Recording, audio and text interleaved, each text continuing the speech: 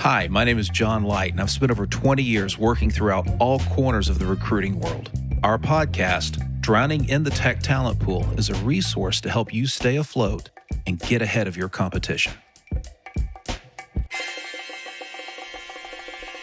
Hi, and welcome to Drowning in the Tech Talent Pool. I'm your host, John Light, president of Sabretooth Tech Recruiting, and with me today, I have Steve Maasch, the Vice President of Human Resources at First Interstate Bank. And don't let the company title or mild disposition fool you.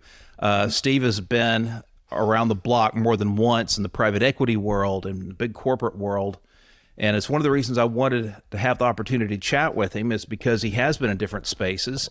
And uniquely, when Steve has to hire and bring talent on, and Steve, fill me in if I'm incorrect in this, you're often moving people, especially at a higher level, to your location, which right now a lot of people look at and go, wait a second, why can't I just work from wherever I am? So something to explore, but welcome, Steve. And if you could give us a rundown of what brought you to where you are today. Well, John, hi, I'm glad to be here. You know, my background, as you mentioned, I started off in private equity out of college. I was in there for about a decade, did a lot of M&A work, moved into some bigger corporate environments like Microsoft, ultimately went back into the startup world, if you will, with a couple organizations, and then ending up, with Nth Venture, which is another private equity group, and First Interstate along the way as well. So it's been a journey of different industries and a lot of different challenges in different economic environments.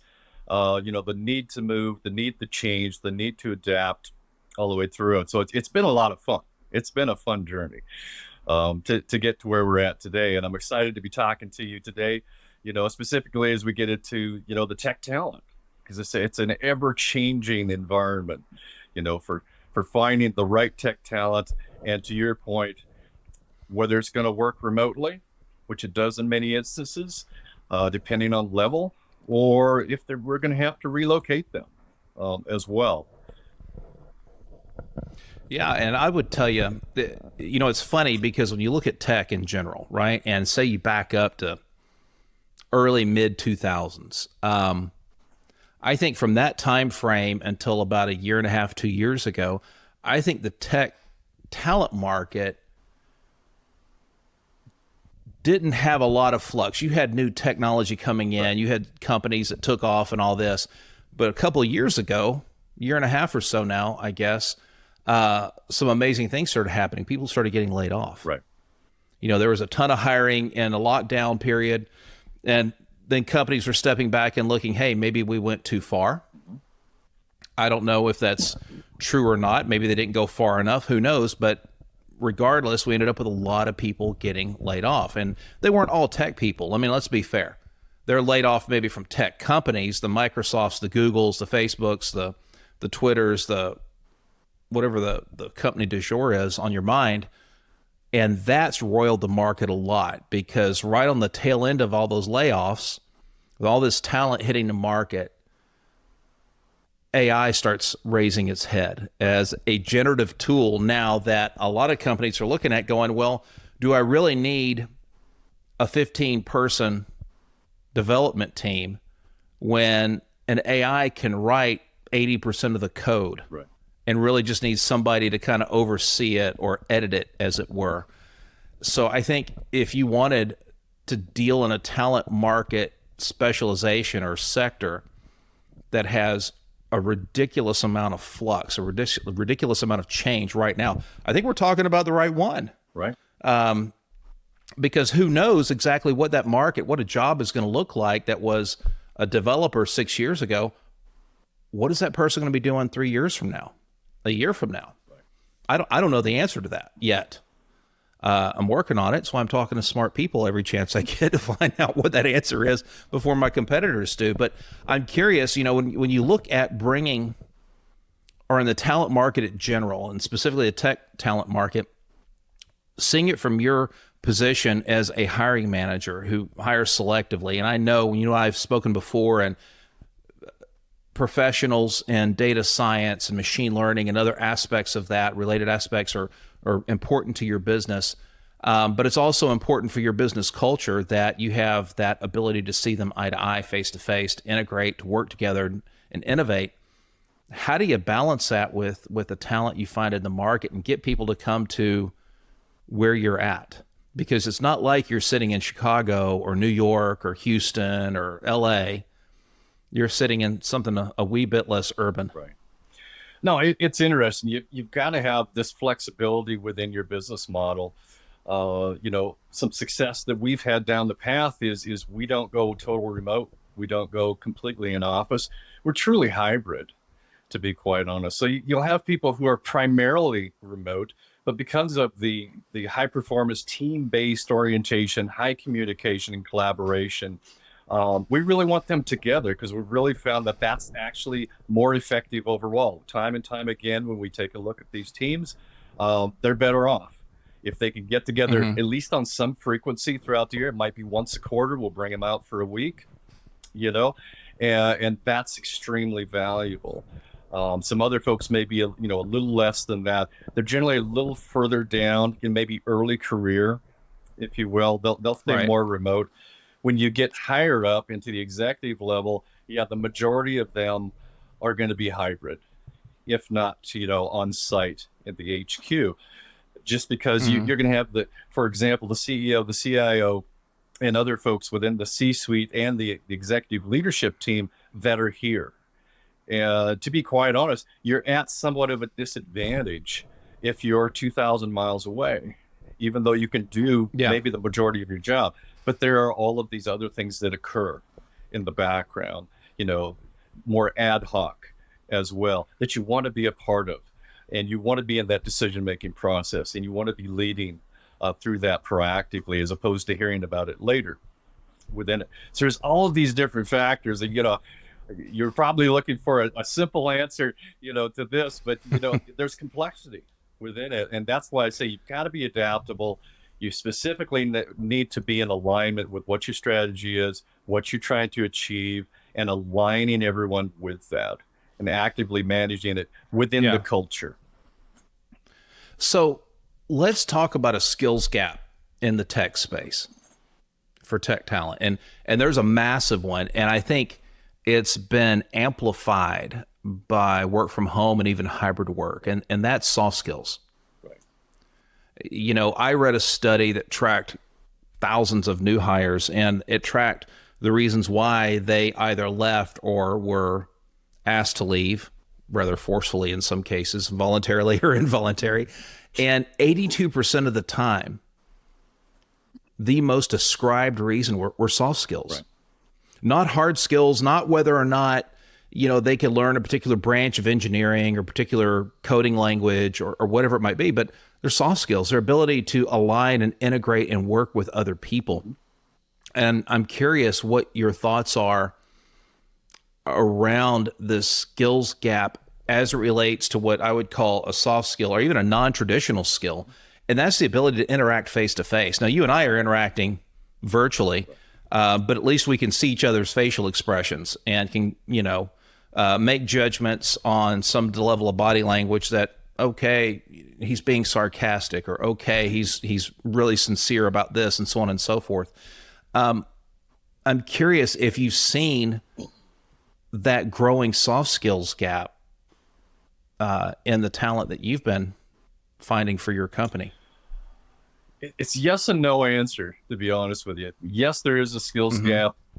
No, it's not unique from my standpoint, but it gets a little bit exacerbated with the remoteness, if you will. Right. The example that I think is fairly homogenous across tech is much of the population who are drawn and very good at what they do in the technical side tend to be what I would call more reserved, and they would rather talk to technical people, if you will. You're really good at being diplomatic, Steve. Has anybody ever told you that? Yeah. But that kind of flies in the face of a few of like the sales and marketing side, or recruiters, or like you and myself. We're more gregarious, we're more out there, more social, we're much more cross-functional, And that's where we have to focus in on it is if you're in a large organization, let's say like a Google or a Microsoft, there will be, a large percentage of those folks that can continually interact primarily with other technical people, and they will do fantastic. They will do fine. Mm-hmm. Now, to your point, like with the layoffs, when you have people coming out of those big companies due to a layoff, and they're looking at maybe a startup, a small, or even up to a mid-market, suddenly they have to have those communication skills a little more sharpened, if you will. Right. They have to be open, Right. willing to work cross-functionally. So they're working with different functions. They're interacting with different functions. And we're dealing with what I call many cultures within the overall culture of the organization. And if they struggle with that, that's where things start breaking down at that point in time. And, I tend to kind of pivot at that point, because you can say, well, these individuals need to step up. Well, that's true to some degree, but it really gets to the leadership piece. Are the leaders truly leading? Do they truly understand how to manage remotely? Do they truly understand how to mobilize their own team, get them to interact? Do they understand the strengths within their team, which include these soft skills you're talking about? And can they lead through that and take their team to a higher level? And even for the individuals as well. And so, I'm taking a long route to kind of get to, it's a shared responsibility within this. And so when they're failing like that, that failure isn't unique to that individual. That failure is happening within the organization overall. Yeah, that's a big chunk of it for sure. Yeah, but absolutely. I think we also have to look at it from an organizational standpoint, is that it is a developing, a rounding out of a skill set for any individual. Right. If that's not to say that if you're an introvert, you need to suddenly morph into an extrovert and become more outgoing or gregarious. Not saying that whatsoever. Right. But you have to be able to focus in on a conversation, pick up certain social cues, and know that, okay, this is the way to go, or that's the way to go, or when to, you know what, I understand you disagree with me. Let's give your way the opportunity. Let me work hard to help you succeed. Right. Because it is a team thing. And I think those are components that not everyone do instinctively. When you think about generations coming up, I've got 6 kids, so I've got this gap, and they are different people on each end of that gap, on either side of it, in terms of their upbringing. When my oldest kids got phones for the first time, they were flip phones that you could text and talk on, and that was it. That was it. Now you put a phone in someone's hand, and they're capable of computing all the necessary calculations to take a Mars shot. And you have access through 5G, through the internet and whatnot, all this data. You have access to a tremendous amount of information that 20 years ago, the average person would have to go to a library or an internet cafe and figure things out. And I just wonder, as people are coming up, and there's not a gap when it comes to IQ. There's not a gap when it comes to the ability to innovate or have ideas or even work hard, have a good work ethic. I don't know that there's some sort of a gap there, but when it comes to the human interaction, and the reason it's been on my mind, frankly, is I've had several conversations recently on not AI from a technical sense, but AI from an application standpoint. And one of the big things is understanding its limitations. It's still a computer system of sorts. It's still good in, good out, or garbage in, garbage out, as the saying goes. But it's still going to require from us the ability to engage with other people and with empathy, with walking a mile in their shoes, with understanding that someone may value something that we don't value the way we value it, or the way they value it. And AI doesn't get that. Right. And so I sit back and wonder, are we leaving a generation of talent coming into the workspace and moving around and growing in the workspace? Are we kind of leaving them without a very important tool? I mean, again, 82% of the time, the reason companies and employees part company, in general terms, relates to soft skills, the interpersonal thing, the human touch. I'm a little leery of it, personally, because it's great if you know how to code. It's great if you know how to develop a machine learning model. Can you get a C-suite team or an executive team to buy off into your project? Because that's going to take you actually communicating, connecting with them, right? Not doing a sales job per se, but just be in person. Right. You know, I'm still waiting for my robot butler to come up and tell me what to wear every day. That hasn't happened yet. Well, I mean, you're dealing with a lot of complexities within that because, you know, what's the human condition? The human condition is emotional. The human condition can be irrational. And when we look at AI and we look at the technical world, you know, they try to be as rational as possible.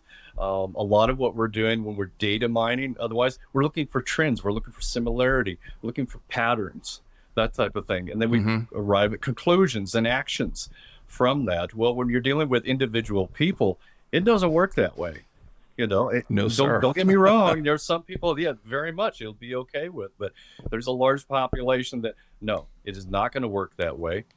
You know, and I always go back to the same thing. When you see that type of turnover, I think there is a very significant leadership quality gap, you know, on a broad base. Okay. You know, I tend to go back to the leadership. And I'm not trying to pick on all the leaders out there. Don't get me wrong, because there's many excellent ones, you know, along the way. But a lot of the failure internally, and I think many consultants and companies will say this, is they just don't have, you know, the pool that they need, which are leaders who are highly effective, can mobilize their people, motivate their people, have those great relationships, and get results for the organization. You know, it's a big lift. To be honest, leadership should not be taken lightly. It's a big lift, but we've got to do much better. And of course, this has been going on for years and years, but much better at how we assess and how we develop specifically, you know, leaders and how we support them going forward. And we need to adjust the performance systems along the way too, because, you know, in the Western culture, we're very much about the individual. And yet we tend to mix in the team base and the collaboration and so forth, but we'll go back to the individual. Well, there's an inherent conflict that comes with that and how you assess and so forth. So there's a lot of complexities within it, but I go back to, you know, where you started with it, with the AI. I'm in agreement 100%. They're not at this point in time where the AI, at least to my understanding, can contend with that ambiguity. Right. The nuance. Right. And really what it comes down to, I read a great book. I had a professor, I'll remember him till I die, Dr. Larry Wood, when I was at A&M, advanced accounting. I don't recall working one accounting problem in that class. But what we did is we would have to go to the Wall Street Journal, New York Times business section, or whatever. Yeah, newspapers were a thing back then. Don't ask when I graduated from college, but we'd go in, we'd find an article, and we'd write a synopsis of it, and maybe, you know, our thoughts or opinions or application of certain accounting principles, things of that nature.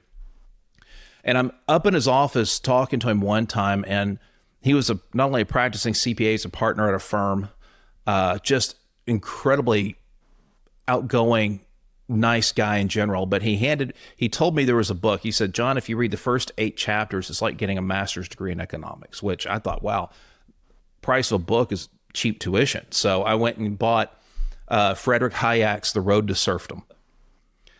And I managed to read 3, maybe 4 or 5 pages a day. And I would have to put it down because to me it was so dense and there was so much to absorb. And it really opened my eyes to thinking about things very differently. But I always remember Dr. Wood because he passed away in the fall semester. I had him in the summer school. He passed away Thanksgiving weekend. But I'm indebted to him, and I recommend that book to a lot of people. One of the reasons I recommend it is because one of the gaps that I see from the outside looking in organizations is a misalignment between the priorities of the individual and the priorities of the team. Right. You know, you talk about the complexities, and these are 2 different things to judge how a team performs versus how an individual performs. I say that's not because of the performance per se, but it's because their priorities are aligned differently. And the best teams are the ones where the individual's priorities and the team's priorities are in alignment. How they go about business, what they want to accomplish. And that can be really, really hard to achieve. And I do agree with you, though, that gap is driven either because we're blind or from the leadership aspect of not being aware that you got to search for it, that you have to build that both internally, but also with the building blocks you bring in from the outside. And I wonder, and I was thinking about this as you were talking, you've been through, I don't even want a number to know how much M&A activity you've dealt with.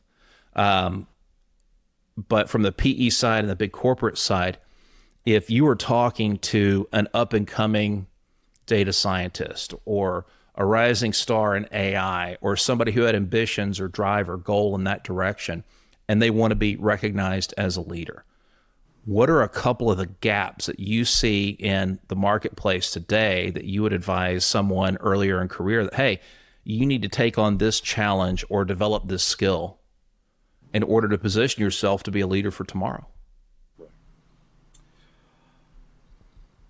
Well, having a crystal ball would be a good one, to tell them.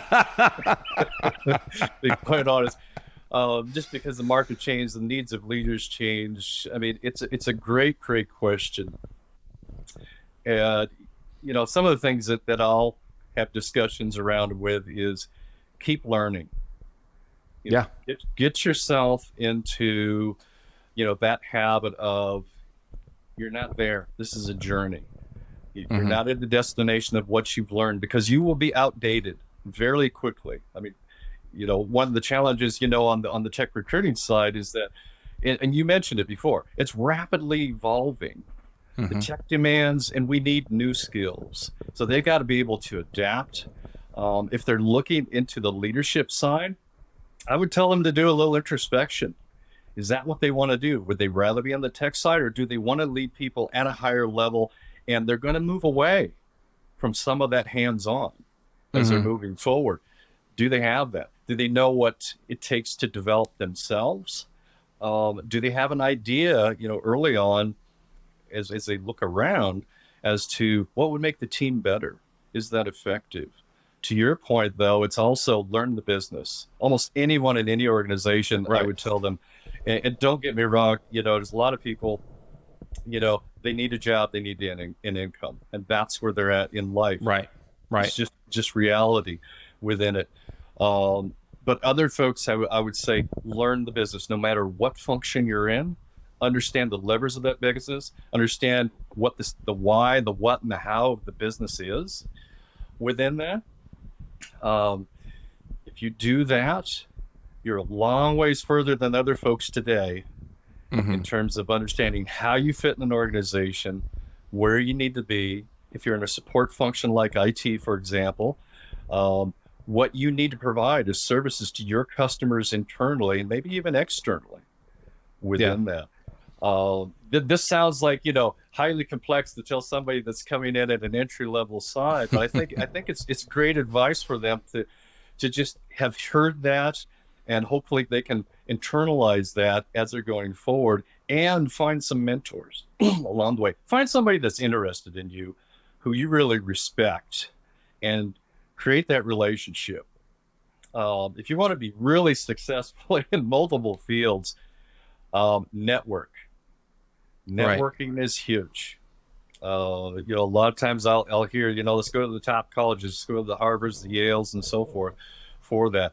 Well, I've got relatives and other folks that I know who have gone through that, and they will tell me straight out that one of the top perks, if you will, of going into those institutions is the networking, the people you meet, the contacts that you will have for life within that.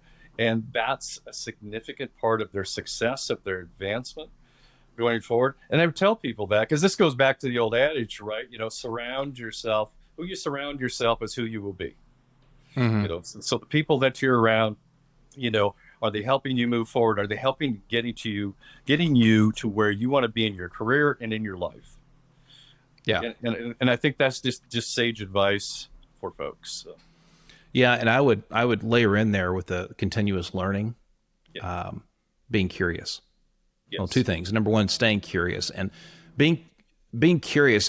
Like you said, understand how the business works that you're in. Even if you're there and it's a stair-step job, it's your stepping stone to whatever's next, still focus in on, how does this work? How does this company make money? And there are some great examples out there, and whether you agree or disagree with some of them and their businesses, I mean, one of the most current ones out there is Anheuser-Busch and their marketing issues with Bud Light and losing their market position. I've dropped from 1 to 14 in the U.S. And, whether or not their decisions were right or wrong or irrelevant, what is relevant is that somewhere along the way, they pushed the button for a lot of people who paid them a lot of money over their lifetimes, and they're not spending those dollars anymore. And you have to understand, working for a company, there's a constituency, but there's your customers. And you better understand your priorities in there, because if you don't take care of your customers, you can't take care of your constituency. And your constituency may be, like you mentioned earlier, it may be a person needs a job because they've got to take care of family. It may be a person gets in there because there's a cause or a purpose they get behind. And it's less about the money and it's less about the bennies and the opportunity, but more about this is a passion project. And either direction or any other direction is fine in my book. But that doesn't excuse us to drop the ball and understand what really moves business. And if cash is king, if cash is the lifeblood of business, and you hack off your customer base, good luck, because the cash will dry up. And I don't know that there's a crystal ball that'll show us what's going to happen here in the next few years specifically, but there's enough of an intuition for us as individuals and groupthink intuition.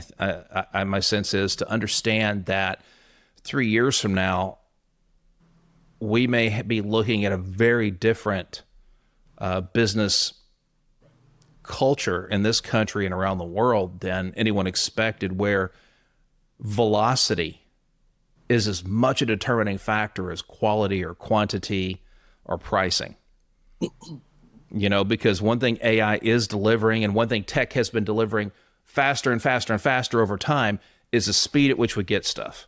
Right. Why take one grocery trip a week or a month or whatever it is to Sam's or Costco or your grocery store when you can go in and drop a list in Amazon and have it delivered to your door, or into Walmart's shopping thing or whatever it is?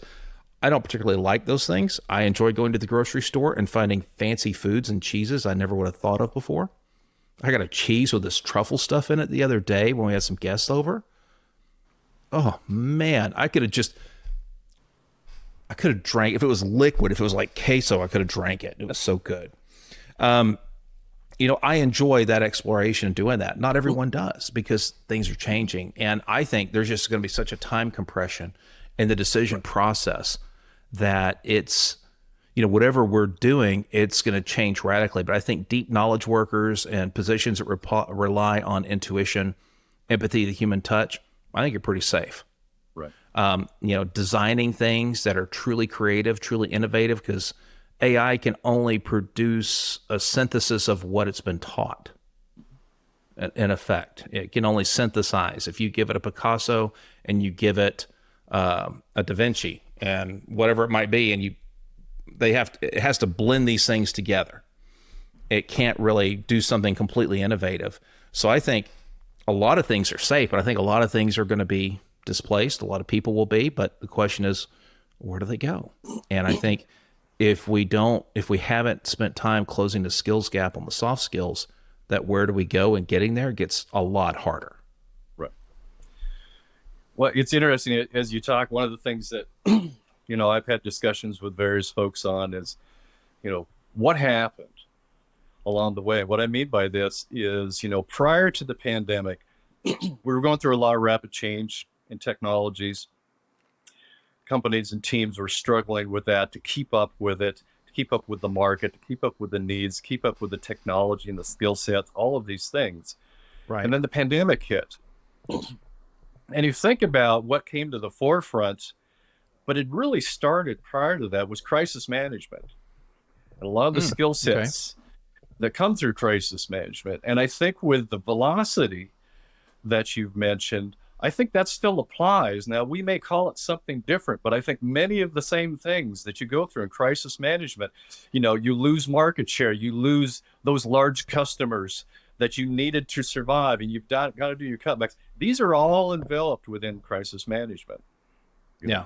And we've seen leaders who have stepped forward, like within the U.S., many of them had done turnarounds. They've been through crisis management.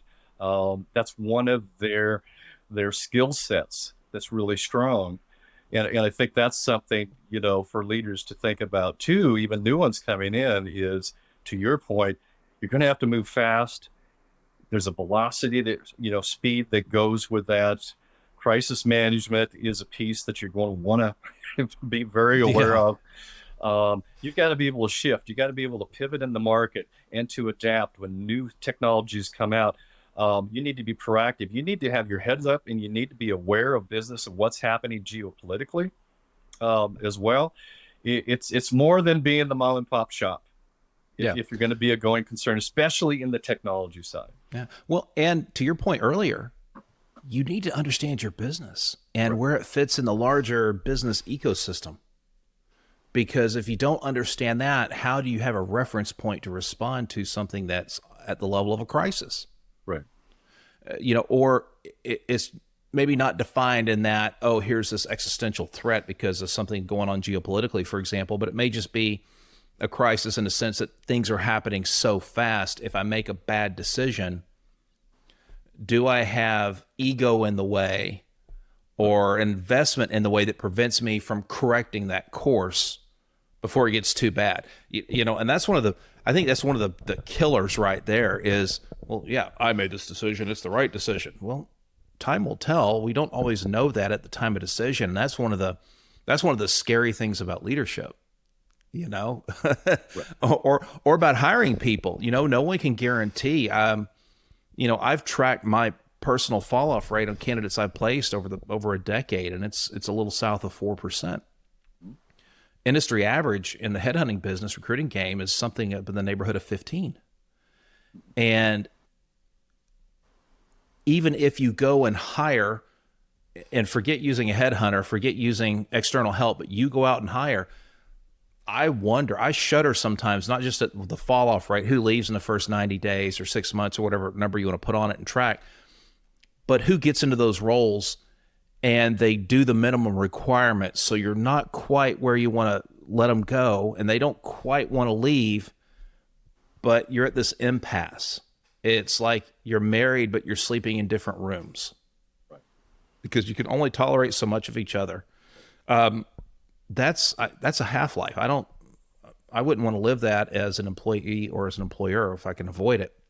Right. So I think the velocity of those decisions, it could change things that you look at in assessing talent. For example, coming out of the 90s into the 2000s and onward, you look at someone's progression and tenure on their resume.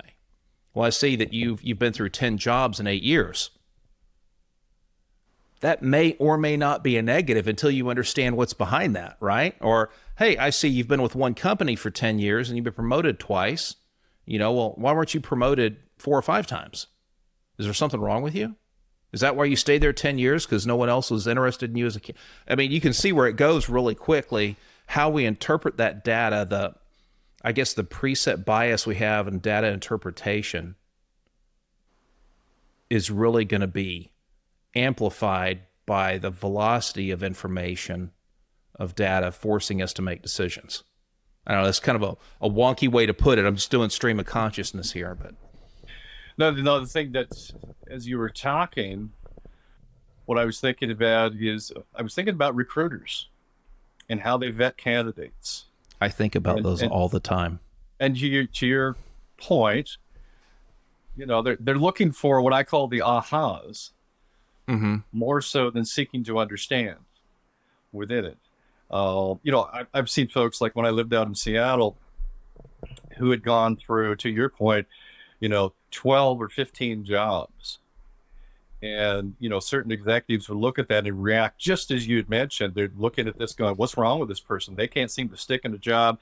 Do they not have any grit, this and that? But if you took a look behind the curtain, you had the conversation with them instead of looking for the ahas all the time and what would screen them out, find out what was going on with these. And in many cases through these were startups that maybe didn't get funding. They were doing the job and so forth. Or they went in on a project basis within that, but they're not representing it well enough on their resume so that you get that other than through the conversation. There's a lot of that goes on too. Yeah, absolutely.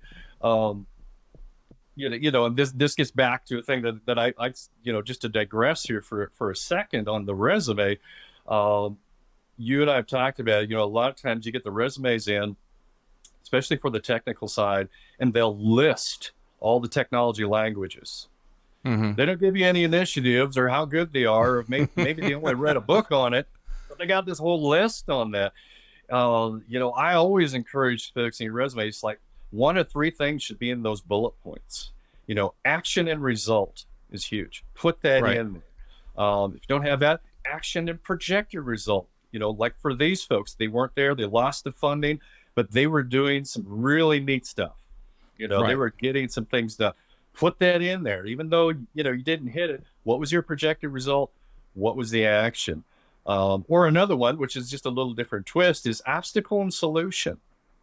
Put that in there, because a lot, we get very hung up on quantify it. Well, sometimes it's about an outcome, not about sometimes it's number. really hard to quantify, to your point. Right. I mean, exactly. Especially early in career. Yeah, absolutely. And so that they'll kind of fall down on that side and say, you can get into, different variations of what you want to see. And I think you would agree with this. You're going to talk to a lot of candidates and you're going to say, well, boy, this is a nice candidate. This would be a nice person to bring on board. And then you go to the next one and you look at, and they've got all the things we just talked about in their bullet points. And you relate that, and you're thinking about your own challenges and what's going on. And you can envision that this is a need candidate. Well, I need this person to step on board because what they did here, if this is right, man, I need that. That's a need candidate. Now, if you want to be a nice or a need, be a need. Absolutely. Which is essentially, have the value of your actions lead for you within it. I mean, that's going to get recognized. That's a real good way to put it. Have the value of your actions introduce you, have the value of your actions lead for you or lead you where you're going to go. Because I always tell people you've got to demonstrate your value impact. And sometimes it's not just the value impact on a company or a project, it's the value impact on you. Right. How have you grown? What is the difference that has made? And to your point, some things are like that would be difficult to quantify. Now, we try to quantify it. I just, successfully defended my thesis for my PhD or whatever. And I suppose that's a quantification, but that doesn't really show the value impact. And so I'm always harping on this idea of value impact. What did you do? And a value impact is not quantified just in dollars and cents. It could be in time saved. It could be in efficiency. It could be in anything that you can put a number to. But I think that a lot of people, like a lot of companies, miss leading with their value and instead just simply default to, I can do X, Y, and Z, and I've handled these responsibilities. Right. And as I say sometimes, I still haven't figured out the perfect diplomatic way to say, so what? What's your point?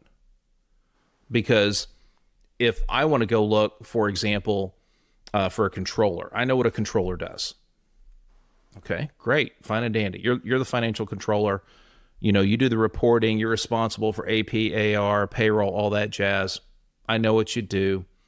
But there's a big difference between being a controller at, waste management and being the controller for mom and pop country store and some faraway rural area.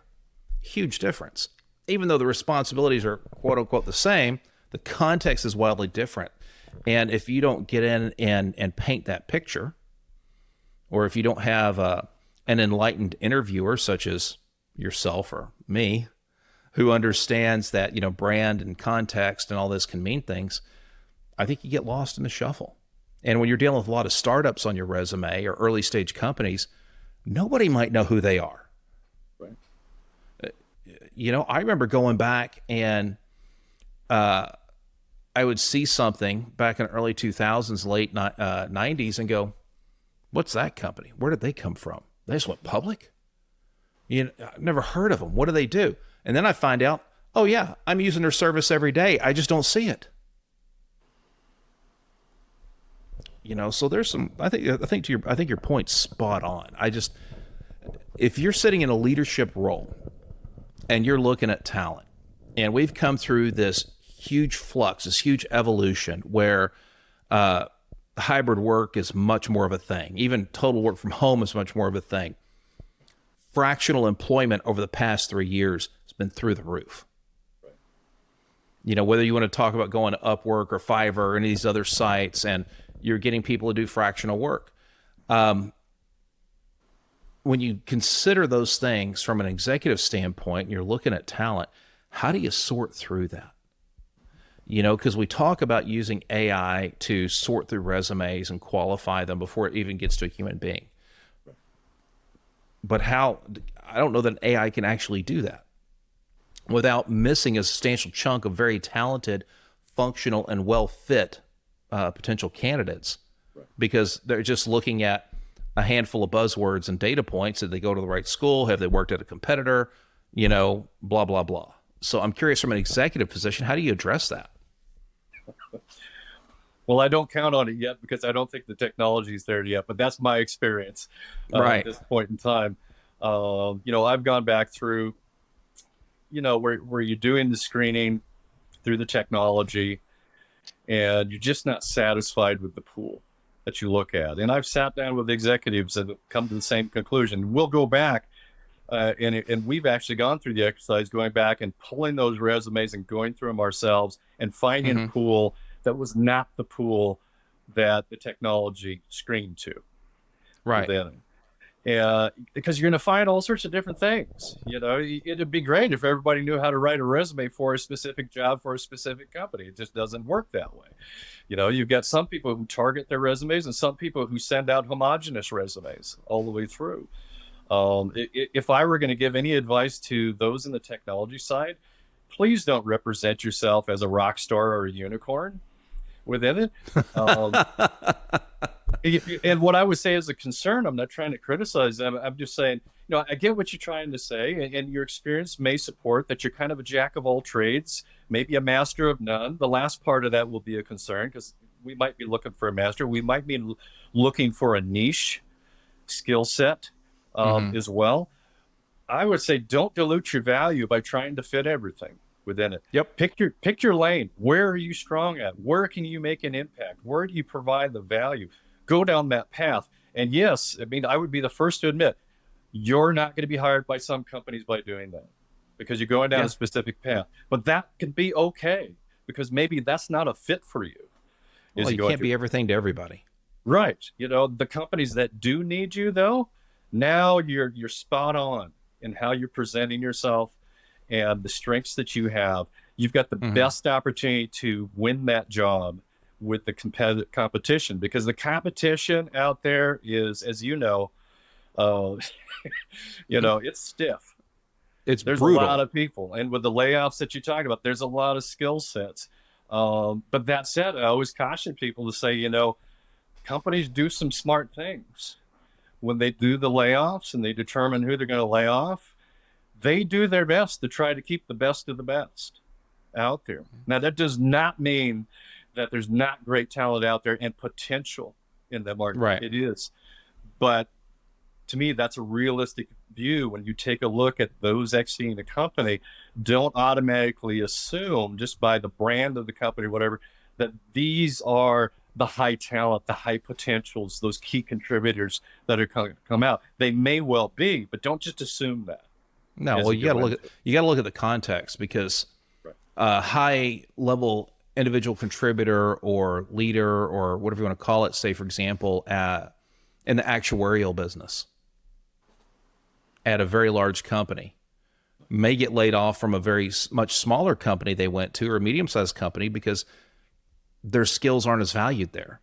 or the context has shifted and I've got computers that crunch these numbers. I need a data analyst to do that. I don't need an accountant, an actuarial accountant to do it. It used to be you had actuarial accountants do all that stuff. I'm sure it's transitioned away from it, but I think you got to look at the context a lot, because I've seen people go from large companies to pants on fire startups and utterly fail. I've seen very few succeed doing it all at once.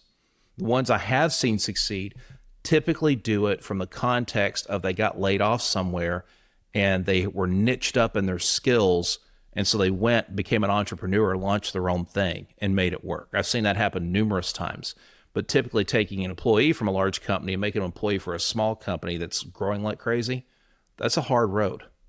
And vice versa. Once you've gotten a taste of being an entrepreneur, your hair's been on fire, it's a problem. Well, great, let me solve it. Does it matter if it's HR or accounting or sales or operations? Heck no, it's a problem. I want to go solve it. I want to contribute. I want to attack this thing.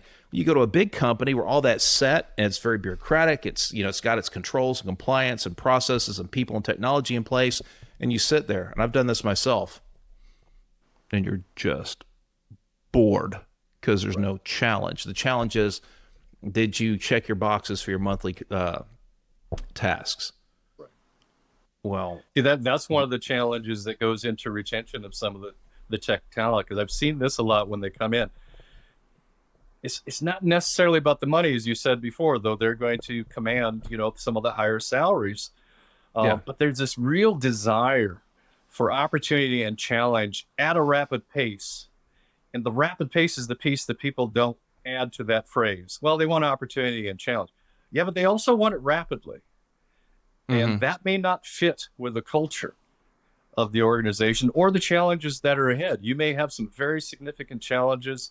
I mean, some of these companies would tell you they've worked on projects for maybe 2 and 3 years before it went to market within it. Yeah. If you're coming in as a candidate and you want to make big impact and you're looking for that challenge, you'll get that. The rapid pace, maybe within it. And now you're not happy with it because you wanted to move forward and you were thinking maybe you're going to get promoted. Maybe you're just going to get a lot of different experiences within it. And don't get me wrong, some will be that, but don't assume it. So to me, there's two sides that has to happen there. The candidate needs to clearly articulate that if possible, to what they're truly looking for. Otherwise, they're being the unicorn again. I just need this job. I want this job. I want to get into this job. This is what it is. But they have these other expectations in the back of their mind, which are very real. It doesn't do themselves any justice, and it doesn't do the employer. The employer should also be vetting that, which is, to your point, getting the context. What do they desire to do? What are their aspirations within? I do this in developmental conversations, with leadership and other employees as well, where I would sit down and we'll talk about the organization, the strategy, what we're trying to achieve, their specific area, and what needs to be achieved within what time frame. But I will shift that conversation to add, where are they at? How are things going? Kind of a temperature check, if you will. I'll also check in on them with their aspirations. Where do you want to be? I've literally had those on my team look at me and they'll kind of facetiously say, "Oh, well, I want your job." And it's like, come get it, please. Well, to me, I mean, the right response is fantastic. Let's have the conversation right now. If this is what you want to do, let's get you the experience. I think what happens a lot of times with a leader, they either get threatened to some degree because they're worried about, this is a great employee and I really need them in this role. And it's a big for them. When what they really should be doing is worrying more about, how do I engage this person? How do I develop them and move them forward? And guess what? If they get your job because you went on to something better, fantastic. And you did a great job and you're one of the better leaders for that. Let's say you're not moving. You're going to continue on. You're going to continue with the team. They've gotten to a level. They really want to go to the next step. Don't burn the bridge. Help them with that. Even if it's to go to another company, and even if that's a painful situation, keep that relationship. Have a good enough relationship where they don't just suddenly come into your office and say, "Hey, I'm giving you 2 weeks." Because, I would argue that as a leader, that's a challenge. And you could argue that it's a failure by that leader, that they didn't have the relationship, they didn't have the trust of that direct report to get into that. And I bet we could. I bet we could do an entire podcast on that topic, on succession and a leader, a good leader prepping their team and identifying successors and developing them and keeping them engaged long enough to where they do step into that chair when that leader moves on. You know, you can't be a leader, sit there and stay in that chair for an eternity and expect that you're grooming people to step into it. You know, and you can't be like the football coach. Yeah, we've got 4 quarterbacks on a roster and I don't know who the starter is, and it's, you know, the 3rd week in August. Well, you know, you probably shouldn't be a head coach then if you haven't figured it out. That's one of the big challenges out there, but I view that as more of a generic challenge versus a tech talent challenge, even though it's wrapped up in it. But I think we could probably talk about it for quite a while, so long as we don't reference any cable TV shows along the way. Steve, let me ask you this, because I know we started off a little bit about where you came from and all this, but looking at where you're sitting today, it doesn't necessarily have to, of course, I wouldn't ask you to say anything that's to the negative on this, but I'm curious, what's next for Steve Maasch? I mean, you've been at First Interstate for a while. You're accomplished. You've done a whole lot of different things. I've never gotten the sense that you are thinking about slapping your Stetson on and riding into the sunset. So, you know, what in terms of projects or maybe even passion projects are on your radar that you are starting to engage in or want to engage in here in the near future? Well, it's interesting. You know, if you look through my career, I would describe, you know, what's my lane. You know, I've been a builder throughout most of my career. You know, starting out in private equity, you know, you're starting with startups. Sometimes they're at the seed level. Sometimes they're a little further stage, you know, maybe even late stage. But you've got to build them. You got to build everything out, you know, from the ground up. You know, I find that exciting, if you will. You know, getting involved with Nth Venture, you know, just fits right in that for me. You know, these are companies that are getting started, they're getting bootstrapped. You know, I kind of look at it, we call it here paying it forward. You know, paying it forward is that knowledge transfer. It's giving, you know, an organization or individuals the benefit of your experience, but not in a way that you're instructing them to do this, but in a way that you're consulting.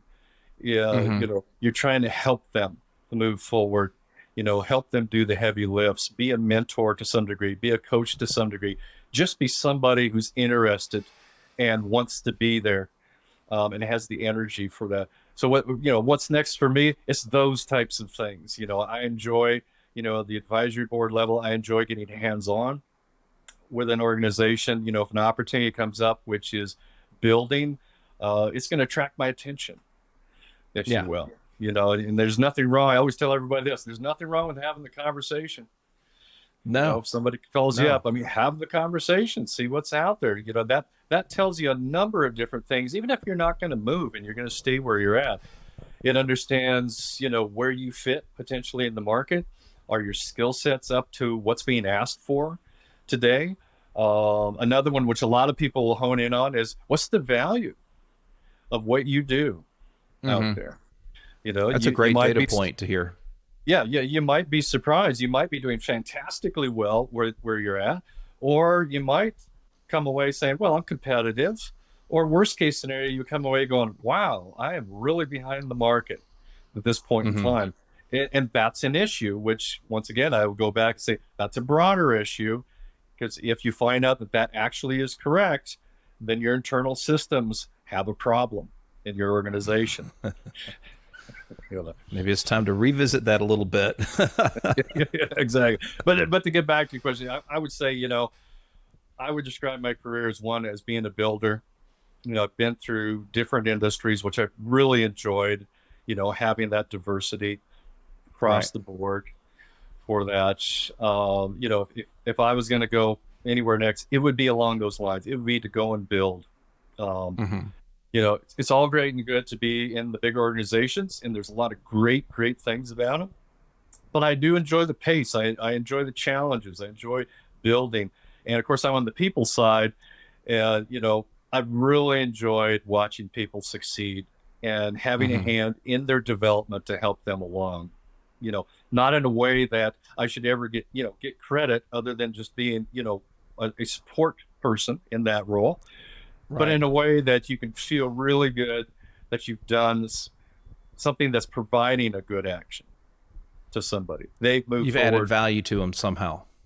Absolutely. At the end of the day, that's kind of, I say in the background, that's the warm and fuzzy.